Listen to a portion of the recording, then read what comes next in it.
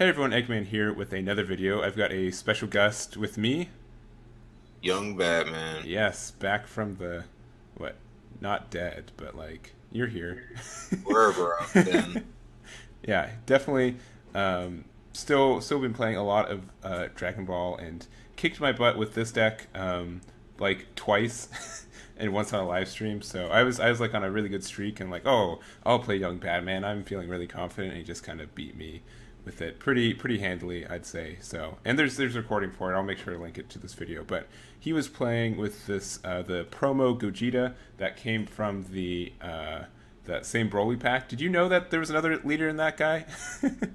I did. The backside was too good for me to ignore, but the front side was unplayable, so that's kind of Yeah. bum.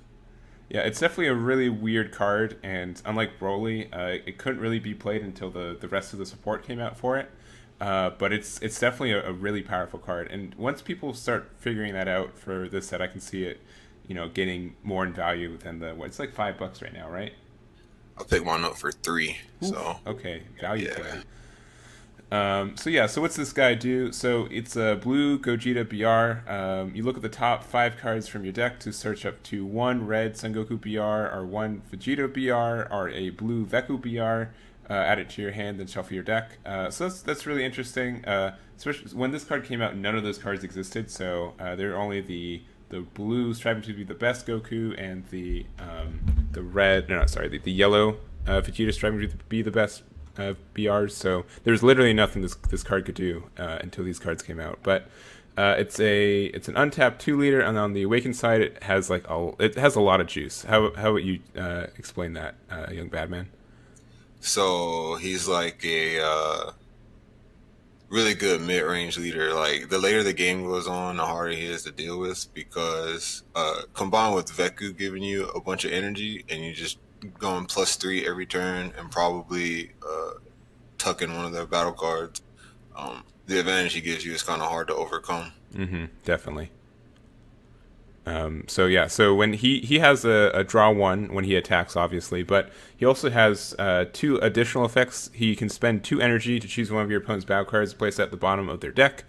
And then also, active main once per turn, you can choose one of your energy, put it to your drop area, and then you draw 2 cards. So he can draw 3 cards, and then also deal with one of your opponent's cards. So that's +4, to be honest. And so you can also tap 2 first, and then use one of the energies you have tapped for the draw 2 effect. So it's really a lot of resource management for there, and really you take advantage from getting a lot of energy, to be honest. Yep, that's exactly right. And so the way that this deck is meant to get a lot of energy is with the Veku Defective Fighter, which you can also search with Leader, which is really nice. You just really have to find one of these, I feel like, to kind of get the game swinging in your favor. But it's a Union Fusion for 3 with a specific red Goku and Vegeta, both of them being BRs, with a blocker and barrier, which is super nice. And then when this card is KO'd, your opponent, and if your opponent's leader, when this card is KO'd, if your leader card is a blue Gogeta BR card, you choose up to 1 Goku and Vegeta red BR cards, put them back to your hand from your drop area. And if you did add the 2 cards, you add the top 2 cards from your deck to your energy, which is crazy. Yeah, this is gonna cause a lot of people to scratch their heads and figure out how the heck to get around them. I mean, barrier blocker on turn 3 is really hard to get around, and then if they swing into it, you're just gonna jump ahead in energy. Definitely, and it's a 5-drop too. So I like most of the barrier blocker thingies are like low energy, but this guy is a 5-drop, and you can get him out for 3, right? So You cannot preempt to strike this card. you cannot. That is correct. That would be I'd say that'd be like the one way you could deal with it, but it seems really powerful. The only thing I can think of is if you like Cold Bloodlust and then like KO it in like the battle phase that turn somehow. But other than that, like this card can go off almost guaranteed, I feel like. There's one way to play around it, but I don't want to really get too much into that right now. I'm Okay. still exploring that. It's Okay. really good, but Okay. I won't talk about it. I won't reveal your spice. But also, did we mention whose deck this was? We may not have started with that. shout out to Richard Zapp, Yeah. one of the best deck builders. Definitely a really smart guy. So A hundred shout out to percent. him for Yeah, so I reached out to Yung Badman because he was playing this. And I'm like, man, this is really spicy, and he said that it wasn't technically his deck to talk about. It was Richard Zapp's, but we got some confirmation for him that it was okay to cover this deck, and we're also going to talk a little bit about what we think would be what we changed for it. But I definitely want to have Yung Badman here just because he has a lot of experience with it, and I think he had a lot of valuable insight on it. So. So let's just jump into like the beginning turns. So we've got for the 1-drop, we've got 3 of the Son Goku prepping for fusion and 4 of the Vegeta prepping for fusion.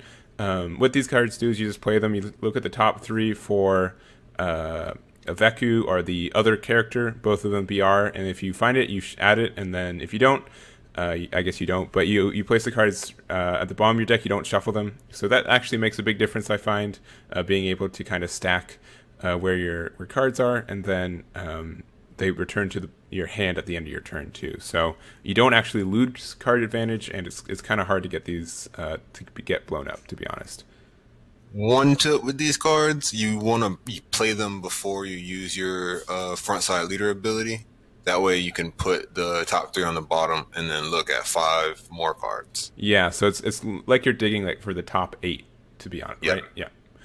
So that's a really good point because the leader does shuffle it. So you wanna play these first. So there's that, and then the other red Gokus and Vegetas are these preemptive strike. They're both sparking 2, I believe. And so for the Vegeta, when you look at this, you look at the top 5 for 1 Gogeta or 1 red Son Goku. We don't run any of the Gogetas in this deck, so it's really just looking for the Goku. You add to your hand, but you also have to choose 1 card from your hand and place your drop area if you put it in there. I'd say like the 1-drops are probably better in general for digging, but these are just you need a lot of red Gokus and Vegetas, but the main thing this Vegeta is really good at is choosing one of your opponent's battle cards, ignoring barrier, and it gets minus 5k power for duration of the turn. That's a really powerful effect. Yeah, very relevant actually. Mm-hmm. There are a lot of cards, a lot of decks that are just playing like these 1-drops that having barrier or not, they're just kind of supposed to kind of stick around for a while, and then you can just play this for 2 and drop it. Just insane value, like Babidi's. Like if you're playing with the new Slug deck, there's the Wings guy, and just countless others that are like that. So even if they just played like a Cronoa turn 1, you can just play this, and they still neg a card, right? So yep. And then for the Goku, similar thing. He looks for Vegeta or Gogeta top 5, but active main. He just gains plus 5k power. So if you want to put some pressure on your opponent, you can do that. And also both these return back to their hand. And then so we'll go to the Veku. We kind of already touched on him, but you pretty much want to play this on turn 3 every time you can. Ramping from 3 energy all the way up to 6 energy on the next turn. You're doubling your energy in 1 turn, which is just crazy amount of value. And you're not even like losing card advantage because you get the Vegeta and the Gokus back in your hand. Yep. The one of the major points of this deck. Well, I'll just get into that later when we talk about the curve. Okay. Go ahead and continue. I'm sorry. Yeah, no. You're good. So we'll just talk about like the last support cards before we get into like the more beefy cards. So we've got 4 heroic duo Videl, just so we have a counter in this deck. We're kind of in a weird place because we don't run anything blue, so we can't run Dimension Magic. I guess we could play Dimension Magic for just a simple free negate, but it doesn't get to untap anything because we won't have any blue energy. And then also Leap to the Future Son Goten. This card's really good for 2 reasons. One, it helps your sparking, which is actually the thing. Even though it's like sparking 2, just being able to put something in there is fine. But also you get to add your super combo to your hand, so it deck thins and fills up your drop area, and it's just really good. So I can see this at 3 being a good choice. That's got Zapp written all over it. Yeah, I never would have thought of that. Yeah, that's a really creative choice. So, and I think people will be thinking about this for the future, just because now we have a Go Tank super combo. We want to abuse that whenever we can. So. It's a -1, but like you get blue cards out of your deck, so you make sure you have all red by the time you're ready to drop Babidi. And even it's a +0, to be honest, because I mean, sure you lose 1, but the super combo draws 1, right? So yeah. I guess it's not as important in this deck because we don't have any extra cards to kind of neg with, but It's just I think it's really neat. So. But so the big thing, so turn 3 you play Veku, and then you get from 3 energy all the way up to 5, assuming they want to attack into this guy. And then from there you have 6 energy, which means you're perfect to play the big bad boy Babidi. Yep. Turn 4 Babidi is kind of in line with the rest of the format right now, if you think about it. Like maybe like doing two or three sets ago, a turn 4 Babidi would have just been insane, but like right now it's kind of fair if you think about it. Yeah, and like they were worried about it getting like chained attacked out on turn 3 or 4, but I think it's still a really powerful thing, and it's something that you can really hit with. So yeah, I guess the big thing that you don't want to have happen in this deck is that you don't want the Veku to hit a blue energy, right? Right. That's the big thing. But other than that, and so I can see why it's so much important also to make sure those Go tanks are out of your deck. As well. And you want to prioritize Veku when you're searching with your Vegeta, your 1-drops, and your leader. Yeah, that's a really good point. But I'd say how many times would you say that you've played this deck and hit a blue? I never have. Yeah. Okay, yeah, I think my guess is that you probably have at least half of your blue cards in your hand by turn 4. Yeah, something like that. Yeah, so. Just because Veku and Go tanks are both like very searchable, I don't think it's too big of an issue. And it's more like I'd say it's probably in the % chances of having Victory Strike in your last 4 life. So nothing. So it might mess you up 1 or 2 games, but nothing that is inconsistent enough for tournament play. Yeah, it's a good card, so I mean it's got to have some kind of risk. Yes. But yeah. Good players will minimize their risk. Yeah, so for people who didn't play set 2, so what Babidi does is when you play this card, you look at the top 7 cards from your deck, choose up to 2 red battle cards with 25k power or less and play them, then shuffle your deck. This did get an errata that says that you have to have 6 or more red energy. I think it's more, but just the idea is that you can't just cheese this card out on turn 3 a la Chain Attack Zeno and just get like a big board of 3 boys. So and so the rest of this deck is kind of just maximizing cards with that just to really abuse this Babidi. So So some examples are, so we've got Foreseeing Hit. Unfortunately, Foreseeing Hit does not proc when you play it from Babidi, but it's still just a really solid red card, and worst case, it's just a free 20k double strike, which is always a good thing. There's also Dark Duo Dabura. So this card, whenever it gets played, you get to look at 2 cards. So this one, you probably want to prioritize more from Hit if you can see it, but... really, really strong for there, and you just get to look at their hand too, and it can be even extra cards because he gets anything, right? Yep, it's random, but you get 2 cards from their hand. Okay. Sorry, you don't get to see his hand, but you still get 2 random cards. And then we've got it also does trigger off of Babidi. So yes, that's the big thing. It's really good against Broly. I could see that. Yeah, like the new Broly. Yep. Yeah, I can see that for sure. Just because they're like it, I could talk like a whole video about it, but like the new Broly is like, even though like you're drawing 6 cards a turn, they're still like always like starved for cards. So it's a really interesting deck that I think is more glass cannon-y than people are originally thinking. But we're not talking about Broly. We're talking about we've got this Majin Buu as well. I think this is like one of my favorite cards from this that got added in. Agreed. The plan is it doesn't work all the time. It kind of doesn't work that much at all. But yeah, you know, people don't want to attack you because they don't want you to awaken. If you drop the Babidi turn 4, you can hit Majin Buu full of energy and guarantee your awaken. Yeah, and so that just paves the way for like so much extra. You get what? Let's say you have to use it twice, so now you've got a 35k double strike barrier guy, then you awaken with your leader, so you untap 2, and then you can use that 2 to warp one of their cards, and then you can tap one of your energy to draw 2 more cards, so it's just like a lot of value can be played from all of this, really. Yeah. And if you are unlucky with card draw, we still have like something that's really good against having not a lot of cards, which is the Ghost Attack Super Saiyan 3 Gotenks.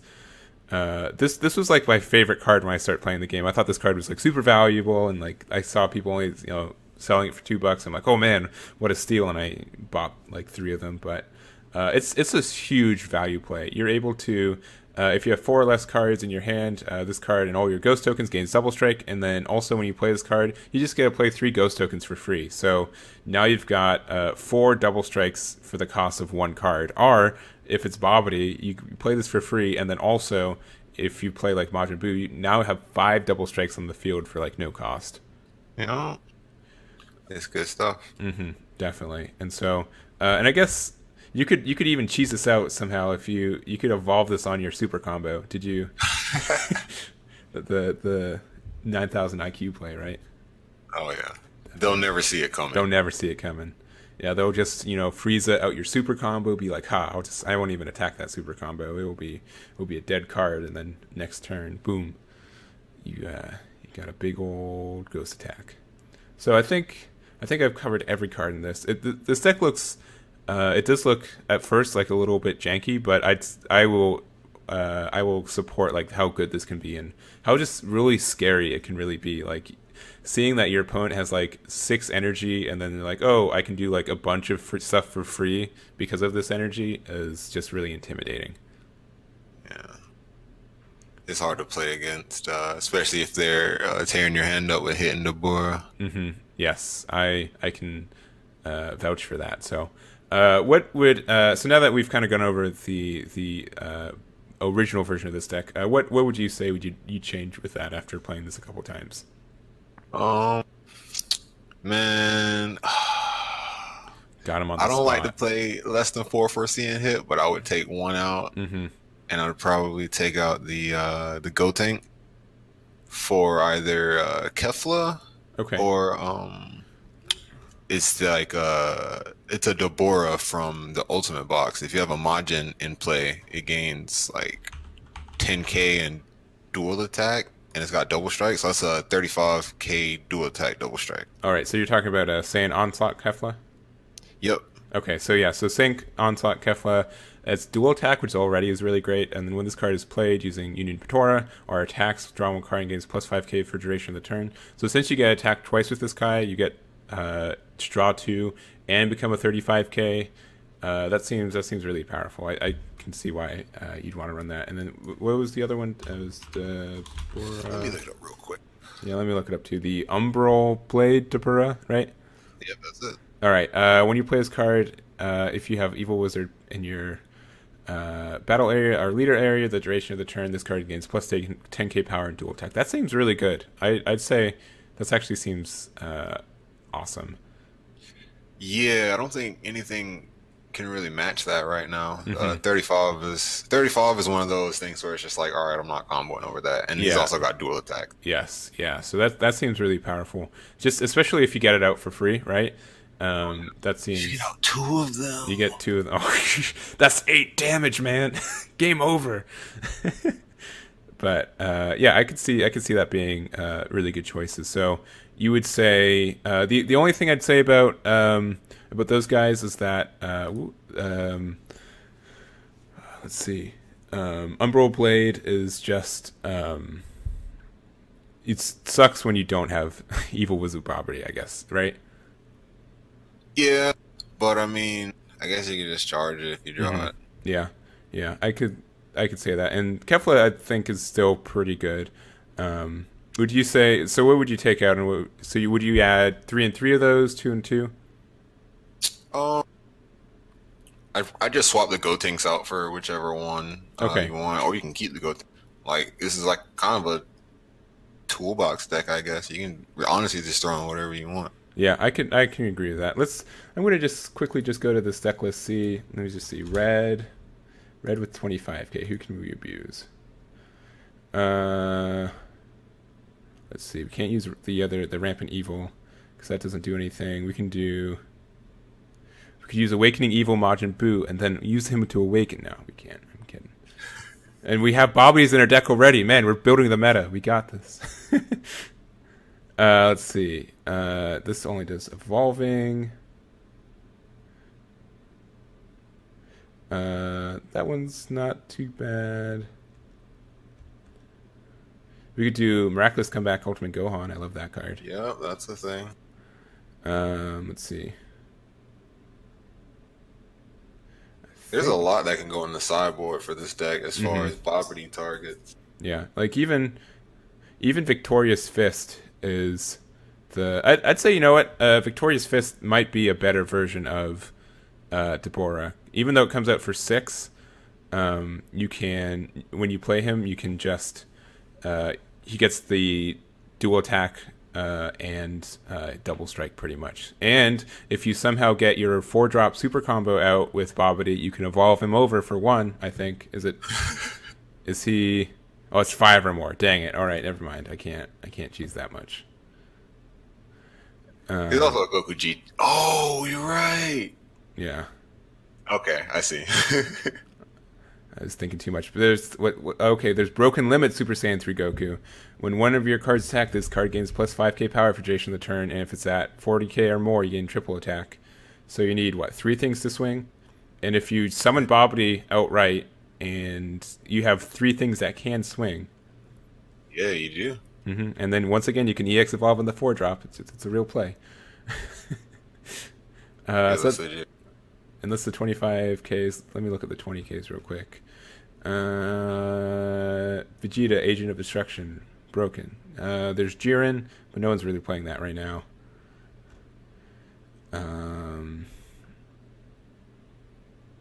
Let's see. I think that's about it. Nothing else seems super good. What's Desperate Odds do? Trash. Yeah, okay, I agree. Oh, there's Triple Union Super Sigma. Yeah, that's a legit card too. Yeah, yeah. You can. I've been seeing people talk about using this in the new Frieza stuff, like the. Oh yeah, it's a 5-drop. It's a 5-drop with removal. Yeah, 4-drop with the removal. Yeah, and card draw. You just have to play it, which is the biggest thing. Yeah, I guess that's what. Unless you want to get, I think the only cards I can think of is like Chain Attack Trunks, and then you can play another Babidi from your hand, and you have 6 energy, so you can play it broken. Chain Attack could be totally legit in here. I think if you want to get a little less spicy, you can probably replace Leap to the Future with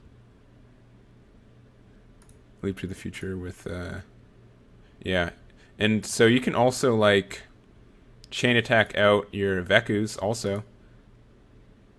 Right? That is true. Yeah, I could see, if you want some more self-awakening, I could see, like, instead of, like, Majin Buus, you have, like, Intensifying Power Trunks, and then also having Chain Attack, but, because it's not, Veku doesn't care if it was KO'd if you actually Union Fusion it or not. But you do have to have Goku and Vegeta in your drop area anyways, that's the big thing. True. So I mean, you can just combo with them, but yeah. But yeah, I think that could be. I think Chain Attack could have some chances, and just for mostly for cheese. But then you don't really want to run Zeno because you don't want more blue cards. But true. This deck's really just like the tip of the iceberg of what Gogeta's capable of. Definitely. And so we just wanted to kind of talk about it. I haven't seen anyone else use this leader, which is why it kind of perked my interest in the first place. But it was really cool. Once again, shoutouts to Richard Zapp for making this. I should have really started the video with that. Maybe I'll put like a little title card or something to make sure it's known. Because I look at my statistics. I know people watch the first minute and bounce. But yeah, I think that's it for me. Anything from you? Shoot, man, just get out there and have fun and just play. Just keep trying to learn and improve, you know? Yeah. Yeah. Definitely. I think this leader has a lot of potential. If you can buy it for like $2, why not? You only have to buy one, and it's really good. I think it has a lot of things that good leaders have. How about that? But with that, thank you guys for watching, and we will catch you next time. Later.